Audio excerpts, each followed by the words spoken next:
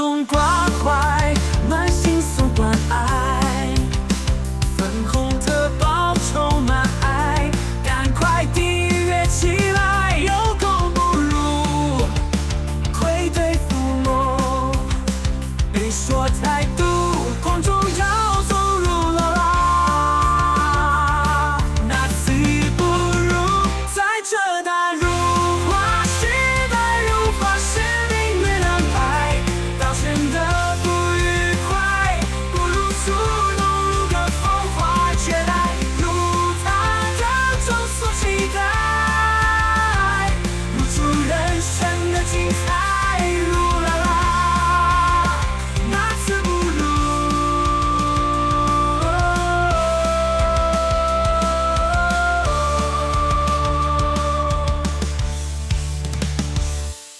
这种无登记的，真正是袂使。反共频道怎么变深绿了？你怎么不找找自己问题？不是反共频道变深绿了，是你眼界变窄了，导致你脑袋伤残了。是蓝白变红了，你却没有发现。何老师上周特报讲那么清楚了，评论过程这么客观，找了一堆资料给你看。你看一次不懂的话，重复多看几次嘛。而且蓝白动3国防预算，弱化台湾国防，增加中共侵台可能，这就是事实。这点现在也不止我在说，美国联邦参议员苏利文也在本周对台湾立法院3国防预算表达疑虑，并点名国民党。侯老师整理了听证会的片段，不用只听我说，也一起看看别人怎么说。Go back to Taiwan very briefly. I would agree, and you talked about it earlier. It's the KMT, and it is the KMT, by the way. They control the legislature. It's different from the president's party.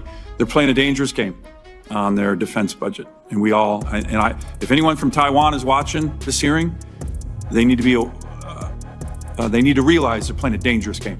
Okay, cutting defense spending right now is not the right signal. We all agree with that. As you know, the Taiwan Relations Act requires the U.S. to make weapons available to Taiwan for its defense. Every administration since 1979 has pledged to abide by that and has. The Trump administration did a great job its first term. If confirmed, will you work with us to make sure we're going to turn the Taiwanese around, but that we will commit to work with Taiwan and us to comply with the Taiwan Relations Act? Yes, certainly, Senator, and even more than that, I would make it a special focus to accelerate and revamp and focus those capabilities and expand them, those weapons transfers and sales and so forth, to assist Taiwan in its ability to defend itself. So I've mentioned the pressure that we need to put on Taiwan. I think you're absolutely right, Senator, but we also need to do our part on the U.S. side to make real capabilities available in a timely fashion, which we've not done a good job on. Get those weapons out there. I met with the previous president. She had a great statement to me when I talked about will. And she said, will is often a function of training and capability. If you're stronger and you have weapons, we have this giant backlog, for example, of harpoons that we should be getting to the Taiwanese. So I think that's an important point that she made. Will is a function. OK， 先看这一段就好。阿诺，偶然点名还是像啊？是不是也像我上次跟观众说的？我要跟大家说明一个事件，那就一定会讲到始作俑者。乱搞的就是蓝白嘛，所以我讲到蓝白不是很正常吗？如果照你逻辑那样是深绿，那你现在该不会也要说美国国会议员也是民进党侧翼吧？搁退几波来讲啊？民进党如果真的这么猛，连美国国会议员都是他侧翼，那我还不挺爆？对台湾有好处嘛？反观国民党总召傅昆萁亲中亲成这样，最近还带团去香港，结果跟他一起去的团员一落地就被抓走，行李都还没拿，傅昆萁回来还不敢讲，最后被人爆出来才切割说不认识啊，不认识会跟你同团，就秋西啦，亲中亲美哪边对台湾比较有益处以及安全？现在国民党也示范给你看了。还有这种留言，我不认同3国防预算是错的，总不能国防部编列的任何预算都不被把关，不应该直接2分法，3预算就是亲共，但我认同要保护台湾人民的主权和利益，而不是保护特别颜色的利益。好，看完你的留言了，我很确定你还在状况外，建议回头多看几期我前面的影片，然后下次发表意见之前，最好先去了解清楚，不然你就会像现在这样讲了一堆，但全是废话。请问你谁会不知道预算要审啦？今天看我节目的观众朋友年纪难道是5岁或8岁吗？预算要审，我知道也认同，但重点是蓝白今天已经在乱删，不是什么预算要好好审这件事了。你在讲讲的是基本游戏规则，但现在对方是不遵守游戏规则了。现在是连国造潜舰预算也给你挡着，还没特别理由。然后今年国防预算被冻结304案，899.4亿元，国防部是各部会中被删最多的。然后你也看一下删除什么，今年被删除的国防预算集中在设备投资、国外旅费及教育训练费、一般事务费，包括水电费都给你删掉。这些林林总总被删的加起来差不多84亿元。军事设备及设施预算删除51亿，战备工程设备及投资预算删除13亿，武器筹购、后勤补给及油料等业务费2480亿元预算给你冻结30%，潜舰国造第3阶段后续筹建计划20亿，冻结预算50%，中科院无人机产业园区7625万元，冻结预算50%。国防部长顾立雄也坦言，已对国军赴国外协训造成影响，导致协训规模缩减，涉及的弹药减少，影响国军学习实战化操演的能力建构，乱删到不止我国国防部长求饶，美国国会也想说你台湾在干嘛？难道你不清楚你隔壁住着谁吗？波塔老师在蓝白开始恶搞国会之后，我就说了，共军之后的行动一定会越来越大胆积极，因为有人在做内应了嘛。那实际上怎么样呢？2月，中国加强在台湾附近的军事行动，频率远远超过前几年，有362架共机进入台湾防空识别区，这个数据啊比2024年多了4倍，是有记录以来第5高。各位可以看一下这张图啊，是共机进入台湾防空识别区统计。2025年是红色这条，侵入频率是不是明显比2024、2023都要多很多？那我们就想一下，这些转变是不是都一件牵着一件发生？刚前面带各位看的那场听证会后半段，美国自己也有谈到要提升自身国防，因为观测到中国跟俄罗斯在联手做一些威胁性的行动，也放原片让各位看一下。The final question is the most important of the whole hearing. We're talking about protecting the homeland. A lot of focus on the southern border, not always a ton of focus on the northern border. My part of the world, Alaska, the Arctic, the North Pacific. But I'm sure you've noticed, Mr. Colby, in the last couple years, we've had a huge increase in the incursions of Russian ships, Russian Bear bombers, Chinese strategic bombers doing joint patrols with Russians, joint naval task force, all in the ADIZ and the EEZ of America, in the Arctic, in the North Pacific. President Trump, after he got elected, said we will, quote, ensure Alaska gets even more defense investment as we fully rebuild our military, especially as Russia and China are making menacing moves in the Pacific. This is just an example of how many. The NORTHCOM commander, the INDOPACOM commander recently testified that they think they're going to see even more of that. We had 2 Bear bomber incursions in 48 hours 2 weeks ago. Both NORTHCOM and INDOPACOM commander said it's time to they committed to reopening the Navy base here at ADAC, which is a very strategic base.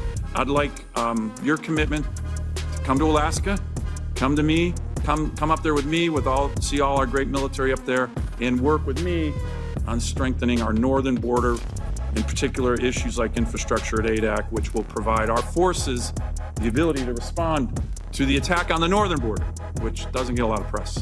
Well, Senator, you're preaching to the choir on this, and it'd be a privilege to come visit Alaska with you, and I'd be honored to do it. Right. If confirmed. Thank you, Mr. Chairman. Thank you, Mr. Cole. 那连目前军事实力排名世界第1的美国都觉得不加强自身防卫不行，结果转头看台湾这边，怎么在自断手脚啦？怎么在削弱自身防卫能力啊？你家隔壁恶邻居正准备要拆你家门，还派人内应混进去你家，看你家被搞得一团乱，接着在门外呛虾，早晚要收了你。虽然中共这样说，也就代表他还没有能力侵台，不然他早就出兵了。只是如果国防继续被削弱下去，未来就很难说了。那为了避免这件事发生，台湾人今年就是得把那些卖台立委请下台，避免台湾又被代表在国际上散播错误信号。大家加油，但不要觉得这件事很容易，因为同时间中共的认知战也依然持续进行。像是本周传出台积电去美国投资1000亿，所以以美论又开始疯传，带头跳出来带风向的就是马英九，说护国神山要被搬走了，损害台湾利益，说对台湾有重大负面影响。这人当过我国前总统啊，真的是蛮可悲的。他说的是不是真的？其实转头看一下现实世界就有答案了。如果真要照他逻辑讲，去别人国家投资就是被掏空，那怎么不看一下荷兰艾斯摩尔来台投资累计金额加一加也要500亿了，以及美国 NVIDIA、AMD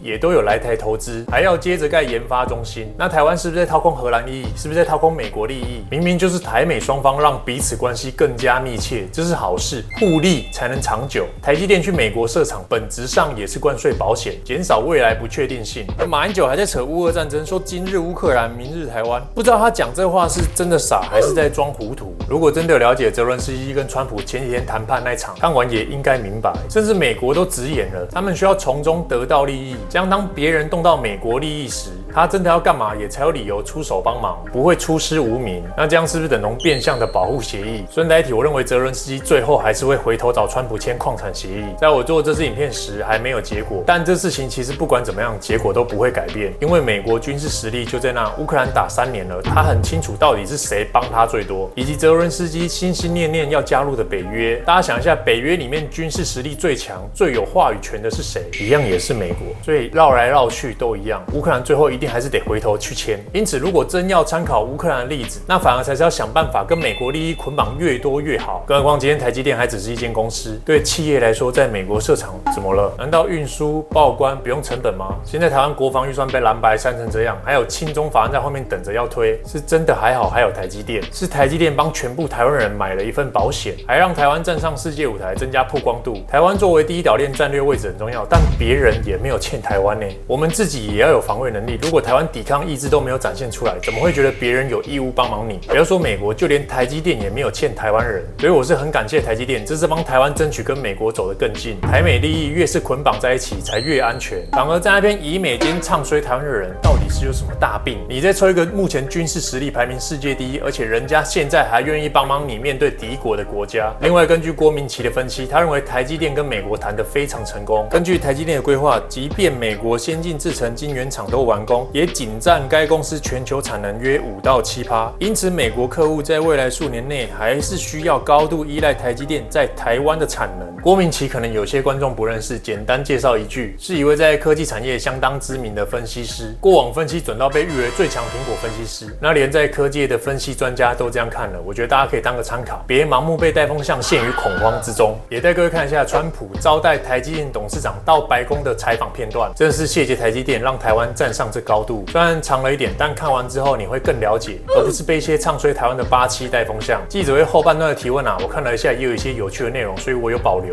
里面有记者问说，如果中国要侵略台湾的话，晶片那些怎么办？川普就说，如果台湾真的有事，那美国也会有很大的影响。这回答说明什么？双方利益捆绑在一起，不要想着别人会平白无故帮你，互利才是合作长久之道。一起来看一下，看完之后欢迎大家分享这支影片出去。Today, Taiwan Semiconductor is announcing that they will be investing at least $100 billion in new capital in the United States over the next short period of time to build state-of-the-art semiconductor manufacturing facilities. I think mostly it's going to be in Arizona, which is what I understand, which is a great state. I like it because I won it, but I won most of them actually. But I did. We won it, and we won it big. The most powerful AI chips in the world will be made right here in America. And it'll be a big percentage of the chips made by his company, but as you know, they're based mostly in Taiwan, and they're far and away the biggest. There's nobody even close. This $100 billion in new investment will go into building 5 cutting-edge fabrication facilities in the great state that we just discussed, Arizona, and will create thousands of jobs, many thousands of jobs, and the high-paying jobs. In total, today's announcement brings Taiwan Semiconductor investments to about $165 billion they've started already. Among the largest new foreign direct investments in the United States. Apple, as you know, made a big announcement last week of $500 billion, and we have some others that have announced. We have many that want to announce, but I don't have time to do all of these announcements, I tell you. But for you, I'm doing the announcement. This will create hundreds of billions of dollars in economic activity and boost America's dominance in artificial intelligence and beyond. Semiconductors are the backbone of the 21st century economy, and really, without the semiconductors, there is no economy. Powering everything from AI to automobiles to advanced manufacturing. And we must be able to build the chips and semiconductors that we need right here in American factories with American skill and American labor. And that's exactly what we're doing. As you know, Taiwan pretty much has a monopoly on that market. And I think pretty much is not a term that's even appropriate. They do have a monopoly. And this is a tremendous move by the most powerful company in the world. It's a matter of economic security. It's also a matter of national security for us. And at the same time, Mr. Wei will be able to diversify and have a tremendous presence in another place, and a very safe place. And I want to thank Taiwan Semiconductor for doing the announcement. And I'd like to ask Mr. Wei to say a few words, if you might. And I'd also like to ask Howard and David, you can say a couple of words, but maybe you should go first, because right now he's the most important man in the room. I'm sorry, fellas. Please. Thank you very much. Thank you. Great honor. Thank you. I'm a little bit nervous, so I have to pull out my piece of paper. Mr. President, Secretary Arnie, and David, I didn't know that you are title. But, okay. First, I want to say thank you to Mr. President to give me this opportunity to announce our big project in the U.S. TSMC is the world's largest chip manufacturing funded by Dr. Morris Chang in 1987. It's now at the forefront of semiconductor technology, supporting AI advancement and industry growth. In fact, I would like to wind back the time that in 2020, we have to thank President Trump's vision and his support. So TSMC start the journey of establishing the advanced chip manufacturing in Arizona. And now, let me proudly say, now the vision become reality. In Phoenix, Arizona, with 3,000 employees, we are producing the most advanced chip made on U.S. soil. With the success of our first fab, so we are now very happy to announce we are going to invest additional $100 billion in addition to our current $65 billion investment in Arizona. We are going to build 3 more new fabs after we promised the 3 fabs already, and another 2 very advanced packaging fab, and most important, R&D center also in Arizona. For this, all the investment, $165 billion, is going to create thousands of high-paid jobs, as the president just announced. And we are, most important, actually, we are going to produce many AI chips.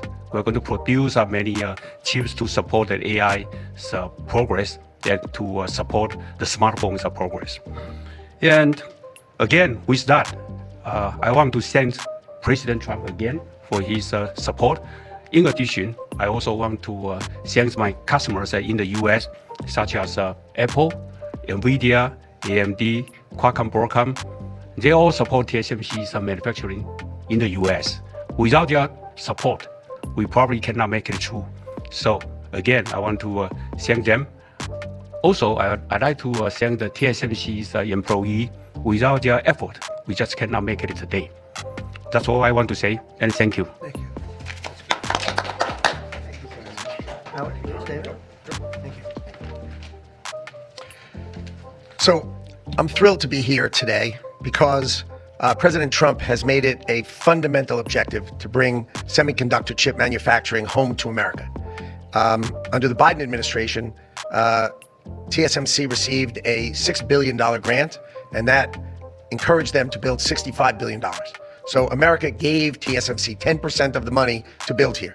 And now you're seeing the power of Donald Trump's presidency, because TSMC, the greatest manufacturer of chips in the world, is coming to America with a $100 billion investment. And of course, that is backed by the fact that they can come here because they can avoid paying tariffs. So the idea is come to America, build greatness in America, build for the American customers, the Apple, NVIDIA, that whole list that Chairman Wei gave in order to bring production to America. So we're really, really excited. This continues the most incredible path you've ever seen in these first weeks and months of the Trump administration of incredible manufacturing coming to America. The keys that the president has called out are coming here. They're coming here in huge size because they want to be in the greatest market in the world, and they want to avoid the tariffs that if they're not here, they'd have to suffer. So I want to congratulate CC Wei for bringing in this incredible $100 billion investment, but it's on the shoulders of our President Donald Trump, which is why he's coming. So thank you. Thank you. David? Thank you, sir. Well, the products that TSMC makes are literally the most important products in the world. I mean, these advanced chips power everything. They power AI, they power your phone, they power your cars, and without them, the whole modern economy would stop, but they're not made in the United States. So for TSMC to move here is a huge, huge development, and we owe that to President Trump's leadership on the economy and Secretary Lutnick as well. And CC, thank you for coming here. Thank you. Thank you, David. So thank you very much. A big percentage of chips with this investment will be made now, a big percentage. Worldwide, we had very little, almost none. We used to have a lot with Intel, but we had very little, and we'll be at close to 40% of the market with this transaction and a couple of others that we're doing. That's a tremendous leap like a leap that nobody would have really said was possible. So I just want to thank you all for being here. If you want a couple of questions, ideally on this subject, yes. The number of jobs, it will be great. You said thousands, but You're probably talking about 25,000 jobs. But it'll get bigger and bigger with time. Knowing this gentleman, it'll get bigger and bigger. There'll be no stopping him. Mr. President, what... Yes, Brian, go ahead. in addition to the jobs, you talked about national security. That's one thing I think a lot of Americans at home don't understand. Explain the national security aspect of this. Well, without the chips and semiconductors, nothing runs today. You can't buy a car without them. You can't get a radio, a television. You can't get anything. And we thought it was very important, obviously business-wise, but we thought even in terms of national security to have this large percentage of the chips, semiconductors, and other things that they make the most important product. And not a product that you can really copy. It takes years and years. You know, on the needle of a pin is total genius. I mean, they can put things, something the size of the needle, the point of a pin, they put information that is just not even believable. So if you would see this, it's just really something. Yes, Mr. President. One aspect to that. Honda announced they're coming to Indiana because of the tariffs. Once again, you're bringing additional jobs in manufacturing. You want to comment on that as well? Well, Honda's coming, and I told you about Apple that they're going to be starting to build massively here, $500 billion. And we have many other companies going to be announced, but we had many that have already announced. And no, it's going to be great. It's looking really strong. I don't think this country's ever seen anything like we're seeing right now. Now, the tariffs, as you know, will start a week earlier than the reciprocal, which is going to be on a couple of weeks earlier. Reciprocal tariffs start on April 2nd. And I wanted to make it April 1st, but I didn't want to go April Fool's Day because that costs a lot of money, but that one day, so we're going April 2nd. But very importantly, tomorrow tariffs 25% on Canada and 25% on Mexico, and that'll start. So they're going to have a tariff. So what they have to do is build their car plants, frankly, and other things in the United States, in which case they have no tariffs. In other words, you build, and this is exactly what Mr. Wei is doing, by building here. Otherwise, they'll build, if they did them in Taiwan to send them here, they'll have 25% or 30% or 50% or whatever the number may be someday. It'll go only up. But by doing it here, he has no tariff. So he's way ahead of the game. And I would just say this to people in Canada or Mexico, if they're going to build car plants, the people that are doing them are much better off building here because we have the market. We're the market where they sell the most. And so I think it's going to be very exciting for the automobile companies. Very exciting I can think of any, as an example, North Carolina, they had I used to go there to buy furniture for hotels. And it's been wiped out. That business all went to other countries. And now it's all going to come back into North Carolina, the furniture manufacturing business, please. Mr. President, is the Ukraine minerals deal now dead, or can it be revived? What's your... Well, I'll let you know. We're making a speech. You probably heard about it tomorrow night, so I'll let you know tomorrow night. But no, I don't think so. I think it's a great deal for us because, Biden very, very foolishly, stupidly, frankly, gave $300 billion and $350 billion more accurately to a country to fight and to try and do things. And you know what happened? We get nothing. Just gave it. We could have rebuilt our entire U.S. Navy with $350 billion. Think of it, $350 billion. We could have rebuilt our U.S. Navy. So he gave it away as fast as the money could be gone. And what we're doing is getting that all back and a lot more than that. And what we need, it's very important for this business that we're talking about here with chips and semiconductors and everything else. We need rare earths. And the deal we have is we have the finest rare earths. Mr. President, what do you need to see from President Zelensky to restart these negotiations? Well, I just think he should be more appreciative because this country has stuck with them through thick and thin. We've given them much more than Europe, and Europe should have given more than us because, as you know, that's right there. That's the border. This country really was like the fence on the border. It was very important to Europe, and I'm not knocking Europe. I'm saying that they were a lot smarter than Joe Biden because Joe Biden didn't have a clue. He just gave money hand over fist, and they should have been able to equalize with us. In other words, if we gave $1, they should have given. Well, we gave $350 billion. They probably gave $100, but on top of it all, they get their money back because they're doing it in the form of a loan, and it's a secured loan. So when I saw that, which I've known about for a little while, I said it's time for us to be smart. At the same time, it's great for them because they get us in the country taking the rare earth, which is going to fuel this big engine, and especially the engine that we've in a very short time created. And we get something, and we're there. We have a presence there. With all of that being said, I want one thing to happen. I want all of those young people to stop being killed. They're being killed by the thousands every single week. Last week, 2,700 were killed. 2,700 young, in this case, just about all young boys from Ukraine and from Russia. And that's not young people from the United States, but it's on a human basis. I want to see it stop. The money is one thing, but the death. And they're losing thousands of soldiers a week. And that's not including the people that get killed every time a town goes down or a missile goes into a town.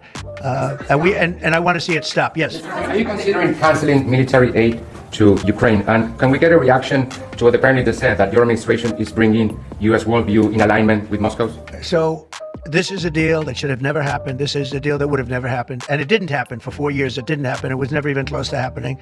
If I were president, it would not have happened. And October 7th would not have happened in Israel. And inflation wouldn't have happened. And Afghanistan, disastrous. The way they withdrew, not the fact that they withdrew, but the way they withdrew would have never happened. And we would have had Bagram right now instead of China having it. It was 1 hour away from where China makes their nuclear weapons. We would have kept Bagram, one of the biggest air bases in the world. All of these things happened, and it's a shame. But it is what it is, and now we're here. I want to see it end fast. I don't want to see this go on for years and years. Now, President Zelensky supposedly made a statement today in AP. I'm not a big fan of AP, so maybe it was an incorrect statement, but he said he thinks the war's going to go on for a long time. And he better not be right about that. That's all I'm saying. This project, could this minimize the impact of the U.S. with chips should China decide to isolate Taiwan or China decide to take Taiwan? Well, it's a very interesting point. It's a great question, actually, but this would certainly... I can't say minimize. That would be a catastrophic event, obviously. But it will at least give us a position where we have, in this very, very important business, we would have a very big part of it in the United States. So it would have a big impact if something should happen with Taiwan. Are you looking at relieving Russian sanctions if there is a peace deal? Well, we're going to make deals with everybody to get this war, including Europe and European nations.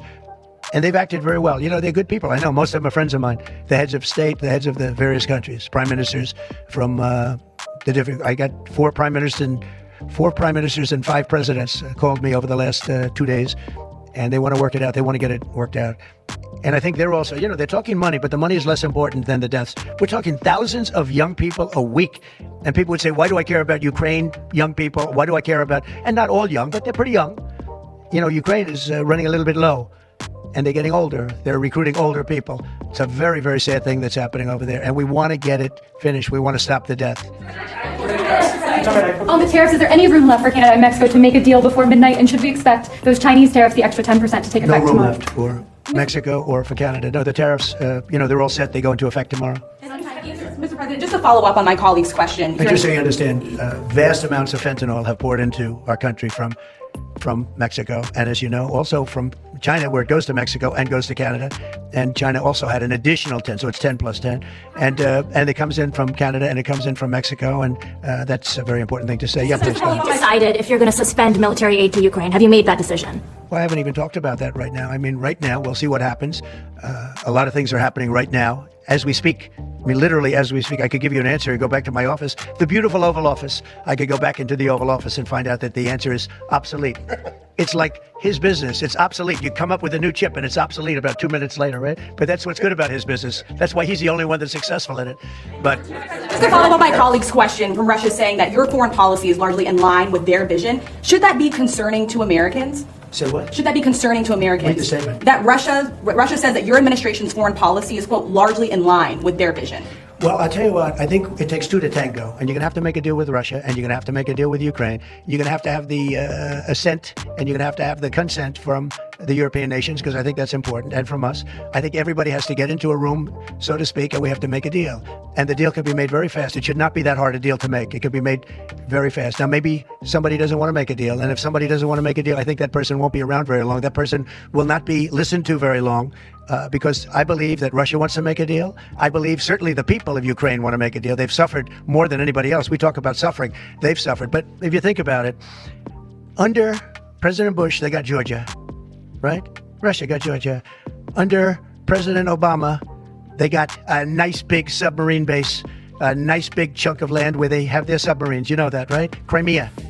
Under President Trump, they got nothing. And under President Biden, they tried to get the whole thing. They tried to get the whole big Ukraine, the whole thing. If I didn't get in here, they would have gotten the whole thing. So I can only say, you can go back to Bush, you can go back to Obama, and go back to Biden. They took a lot. The only one they didn't get, you know what I gave them? I gave them anti-tank missiles. That's what I gave them. I gave them sanctions on Russia. I gave them javelins. You know the javelins? You know when they took out all those tanks? You know the tanks were heading to Kiev by the hundreds, and they were unstoppable. And I gave them javelins. So, I really, Putin is the one that will tell you this has not been so good for them. The fact is that I just want fairness. I want fairness. But think of it. I gave Russia nothing except grief. I gave him nothing.